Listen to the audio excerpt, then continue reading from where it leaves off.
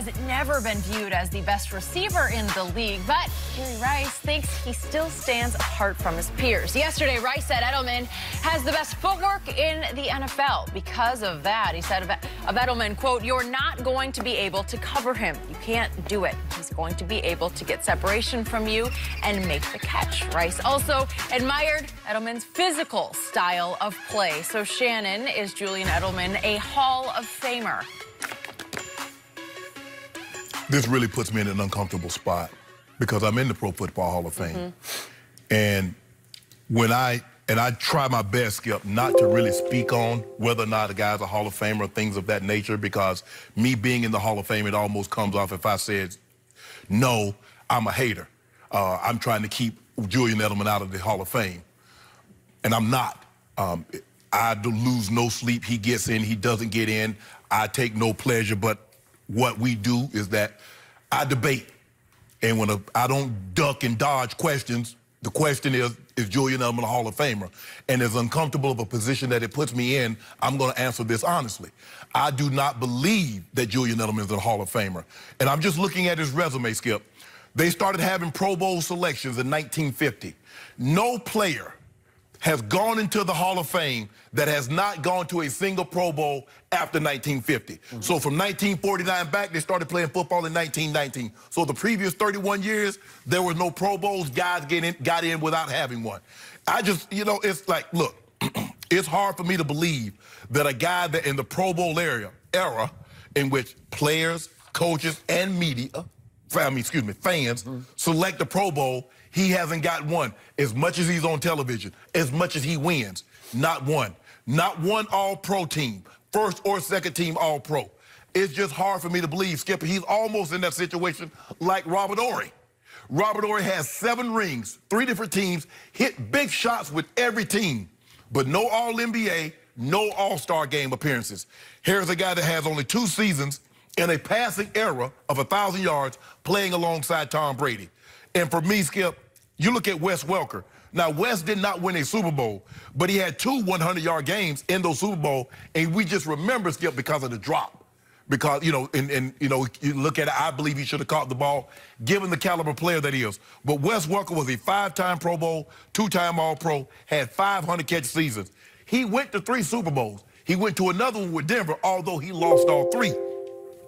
And so for me, Skip, I just don't see it. I mean, yeah, he has great playoff numbers, but that's because he's in the playoffs all the time. But at some point in time, Skip, the playoffs is kind of like the icing, but I see no cake. And so when I look at what he's done in the regular season, I mean, no All-Pro, the media, they watch, and like I said, he's playing all the time, and it's like, nah, we good. The players, when they vote, and if you look at, Skip, the top 100, he's hovering around 85, 90, you know, high 90s. So for me, Skip, as uncomfortable as it is, I do not believe, based on my criteria that in which I would use, that he's a Hall of Famer. I hear everything you said, and I do appreciate your objectivity about this, but I hear everything you said about no regular season accolades. But I believe Julian Edelman is on a Hall of Fame trajectory, because he's not finished yet. He's 33, but he's on a trajectory just because of postseason productivity. It carries weight that he is second all-time to Jerry Rice in catches in the postseason, and he's second all-time to Jerry Rice in postseason receiving yards. That's highly impressive to me, because he's played 18 postseason games and Jerry played 29. So he's averaged, Julian, 6.4 yards per catch in the playoffs. Jerry averaged 5.2 yards. No, you mean catches per game in the playoffs? I'm sorry, catches per game. 6.4 catches per game to 5.2 for Jerry Rice. So if Julian plays, let's say, 4 more years to age 37, Tom's saying he's going to play to 47, right? So let's say 4 more years of Julian to 37. And by the way, he is high contact, high collision. He takes a lot of punishment. I think he's playing with cracked ribs right now. That's what they're saying. But let's say that over those 4 years, he gets to play, I don't know, let's say 8 more playoff games, 2 a year on average. Okay? It's got to be 3. Okay. Because you get the divisional, you get the champ. Oh, so you. I'm just saying, what if they get upset, or I don't know. Yeah, but let's just give him a couple of years for say 6 games. Okay, but let's do 8. Okay. Let's do 8 more playoff games. Well, if he keeps averaging 6.4 catches, he's going to pass Jerry Rice in all-time catches in the postseason. Right. Well, that would be pretty special stuff. But I don't think anybody thinks he's Jerry Rice in the postseason. Well, I agree. But if you eclipse his record that I thought was pretty much unbreakable of 151 catches for 2,245 yards, there's no way he's going to get to the 2,245 because he's a slot receiver. And it's just little catches underneath option routes. But think about this, Skip. No Pro Bowls, no All-Pro, and no All-Decade teams. Skip, you have to, I mean, at some point in time, he's playing in an era with Antonio Brown, with Julio Jones, with D-Hop, with all these guys, and when you put it in there, and nobody's, Skip, when they could say, okay, when you said, okay, what receiver you want, where's Julian Edelman on that list? And that's when the voters, that's what they look at. They go in the room and it's like, okay. Okay, remember, he was just the MVP of a Super Bowl. Yeah, there have been a lot of those guys. Jim Plunkett was MVP, Desmond Howard, Brown, Dexter Jackson. Larry Brown. Yeah. Skip, what was the receiver? He was the MVP for New England and ended up going to Seattle, Deion Branch.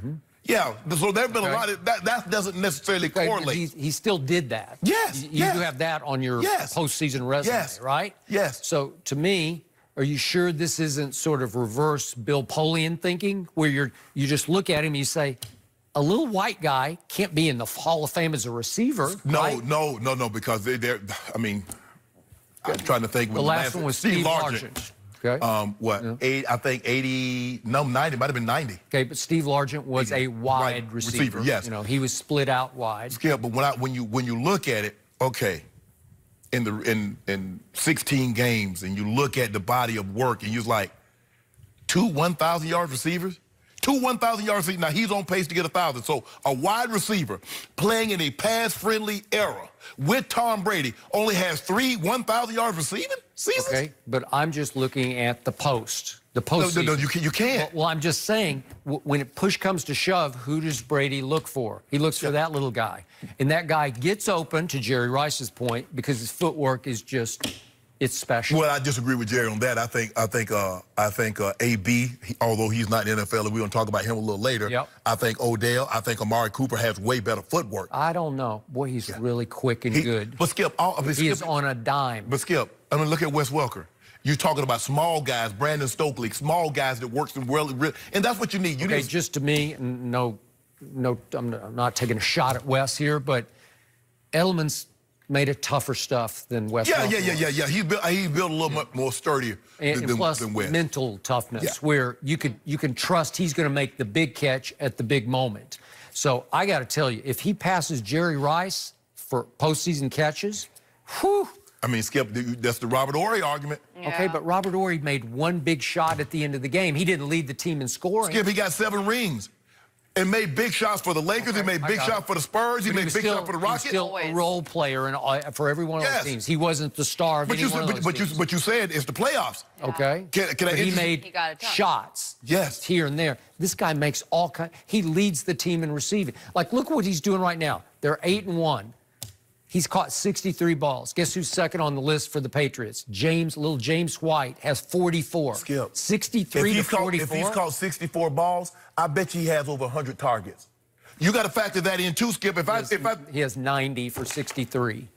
Okay. I mean, interesting. Man, so he's on projection to have 180 targets. Okay, he's really all that Brady has really had through the first 9 games of the year. It's gonna be interesting, but looking at the criteria and how they do it, because they're gonna look, okay, he's in an era with Julio. These guys are 11,000 yards, and he's with A.J. Green and D-Hop and all these guys, and Skip, it's gonna be... Okay, if you want to put them all on the field for a combine, no shot. No, but when you put them on there, when they're like, okay, who you rather have, Edelman or Julio? Who'd you rather have, Edelman or D-Hop? Who'd you rather have? And by that token, and you look at who you played with. Okay.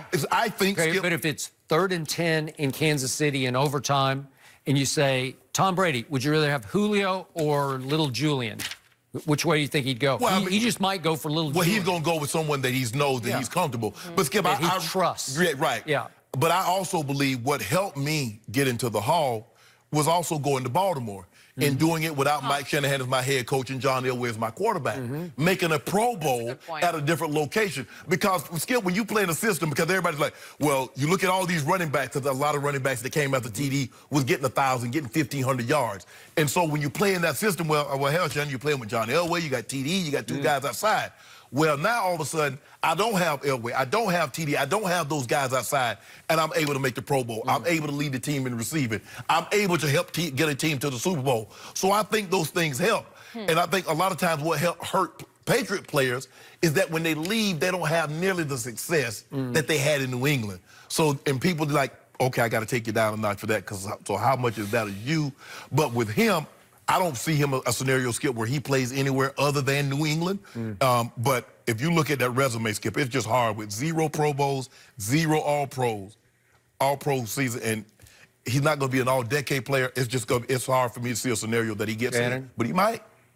If he winds up #1 in playoff history in catches in the postseason, you're finally going to have to sit back and say, okay, I give it up. Skip, if I collect cans for 20 years, I'm going to have a damn lot of cans on a Jenny. Doesn't mean, so what about... So you're comparing playoff catches to cans? Skip, I'm saying if you play hold on. That's what you did to LeBron. You said the reason why LeBron James passed Michael Jordan in minutes, in points, is because he played more games. Okay, that's apples to apples. Okay, then. Okay. But LeBron James got 4 MVPs. LeBron James is Finals MVP. Come on now, Skip. You see what I'm going with that? Yeah, but what do I always tell you? 12. Michael 6-0 in the finals with 6 MVPs. 12. LeBron 3-6. 12 All-NBA selections. The most in NBA history. Interesting. Let's do Interesting that you well, my guy got the most points. My guy got the most points. More points. So therefore he's certifiable. He the GOAT. He's collected a whole lot of cans. Because what do phony goats eat? They eat cans, right? That's the real GOAT. You already know. I really appreciate that you bring up MVP. Is LeBron the early front runner for the award? Chris Haynes joins us. Let's